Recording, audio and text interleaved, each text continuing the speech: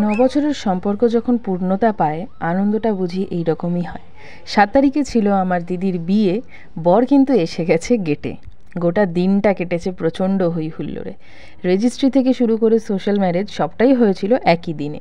সাজগোজ সাথে জমিয়ে খাওয়া দাওয়ার দিনটা যে কখন পার হয়ে গেছে তা কেউই বুঝতে পারিনি।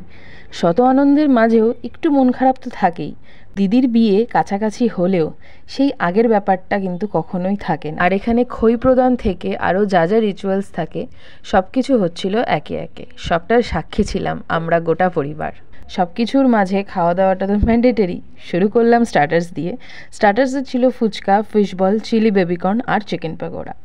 স্টার্টার্স সেকশানে কিন্তু কফিও ছিল, তবে আমি সেটা খাইনি। স্টার্টার্সের মধ্যে ফিশ বলটা ছিল শো স্টপার। আর এদিকে বিয়ে কিন্তু প্রায় শেষের দিকে, হলো সিঁদুরদান।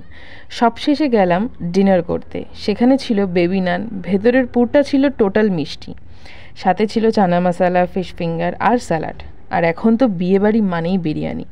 বিরিয়ানি এখন পুরোপুরি ট্রেন্ড। তবে হ্যাঁ, দিদির বিয়েতে যে বিরিয়ানিটা ছিল সেটা খেয়ে আমি জাস্ট প্রেমে পড়ে গেছি।